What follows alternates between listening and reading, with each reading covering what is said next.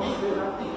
E o anjo da guarda, o anjo do guardião, como entender? Eles são diferentes dos espíritos puros. E é muito interessante, quando nós falamos em anjo dos espíritos puros, nós não temos nenhuma imagem, nenhuma, só como se fosse um reflexo, por assim dizer, de uma luz, né? E os nossos anjos da guarda, normalmente ele é apresentado como com uma fisionomia muito loirinha, os olhos muito azuis, né? Eu nunca encontrei um anjo por ele. Não sei porquê, mas ele sempre assim, com essa carinha bonita, né? Então esses anjos, os nossos anjos aí, e essa é a imagem que desde a infância nos é passada e naturalmente nos vem à cabeça quando nós pensamos em anjo. Alguém com asas, porque na mitologia toda, as asas simbolizam a espiritualidade. E essa aura em volta, que significa exatamente a luz, o discernimento, o conhecimento. Então, essa é a imagem que normalmente que nós temos quando pensamos em anjo. Né? Tanto que, eu não sei se vocês já viram, mas vocês já viram imagem de anjo ao lado da pessoa? Ele está sempre aonde? Negativo. Certo? Então veja bem, mas essa é a imagem que nós temos de anjo, certo? Então o livro dos Espíritos vai nos ensinar que os anjos são espíritos de uma ordem superior ao seu protegido. Então meu companheiro, meu anjo guardião, é lógico que ele é mais elevado do que eu, porém ainda está longe do estágio dos espíritos puros. Entende? Então, por exemplo, ele é sempre superior a cada um de nós. Certo? Mas está longe de ser um espírito puro. O que mais? É um espírito bom, um irmão querido, que se liga a um indivíduo em particular visando ajudar. Certo? Então, todos nós temos amores, temos pessoas que nós amamos, e quando desencarnados, nós temos prazer em ficar com alguém, em orientar, em ajudar. E isso é muito interessante, nós vemos aqui, de ser útil, de inspirar boas ideias, e inspirar boas ideias, hein? Consolar nas aflições, o que mais?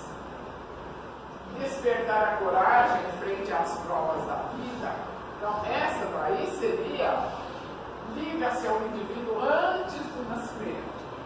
Recordemos os Missionários da Luz, quando no capítulo que trata da reencarnação do Sigismundo, tem todas aquelas fases de preparação para o reencarne dele. E o espírito que vai ficar, que vai guiar, que vai inspirar, que vai ser útil, que vai estar ao lado do Sigismundo, é designado nas últimas fases do processo da reencarnação de Sigismundo. Praticamente antes da ligação do perispírito ao óvulo fecundado, é destinado o espírito amigo que vai guiar o Sigismundo. Veja, desde antes do nascimento. Então, nosso espírito amigo, ele está conosco desde antes do nascimento. Ele nos aceitou. Ele tem um carinho especial para ficar longe de nós. Pode ser um familiar? Desde que ele não seja filhoteiro de quem nós somos. Né? Porque o meu filho, você faz assim. Nossa, não faça assim. O anjo da guarda não faz isso. Então, se ele for um familiar, ele é um familiar que já superou essa situação de me ordenar a fazer isso ou aquilo. Então, antes do nascimento, o nosso anjo guardião já nos aceitou para estar ao nosso lado. Veja bem, ser nos visando ajudar, ser útil, inspirar boas ideias. Jamais ele vai chegar na cada um de nós e impor ideias de forma nenhuma.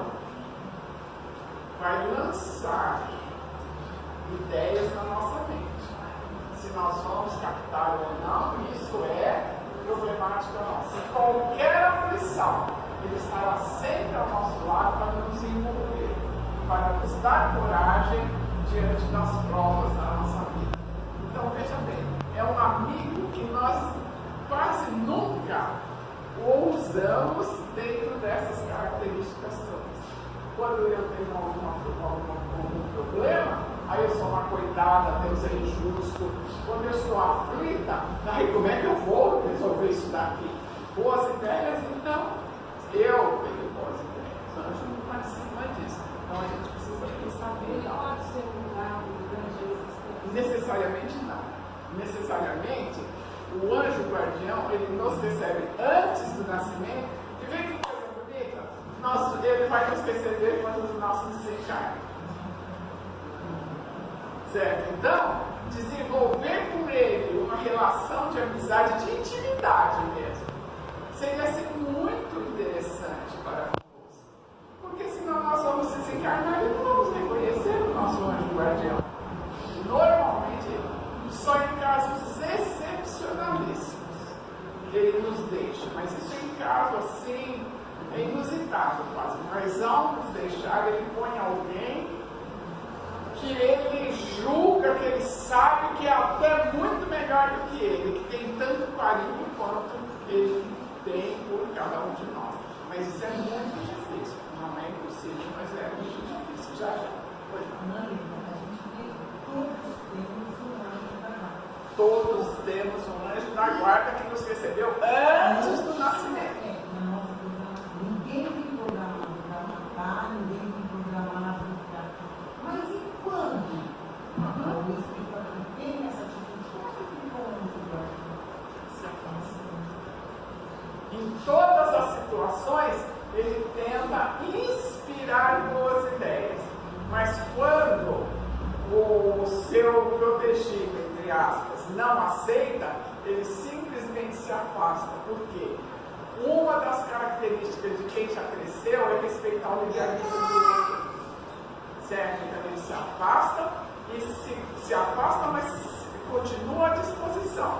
Tão logo esse espírito cometa os males que for que ele cometer, ele tenha uma ideia de querer deixar aquilo, ele estava pronto para fortalecer, para ajudar, para despertar de todas as formas. Porque então eu tenho uma ideia que fala assim, que os espíritos, pois nós somos os demônios. Enquanto os demônios estão ao teu lado o tempo todo, faça, eles se conservam assim. A hora que eu quero, então eles vêm e se aproximam. Porque tem que ser respeitado. É uma das coisas que nós ainda não aprendemos muito, né?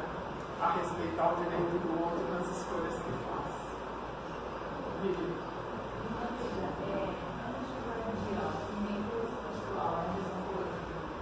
Não, mas mentor é um negócio, mentor seria um dirigente e que nós damos. Então, por exemplo, é o mentor espiritual da sessão, é o espírito dirigente do trabalho, certo? Não é o anjo guardião. O anjo guardião tem funções específicas, que é exatamente, já pensou o tempo todo, ficar nos inspirando a ter boas ideias, a oferecer o que nós temos de bom para o outro, quando nós estamos muito mais voltados com aspectos. Então, a função dele é terrível, digamos assim.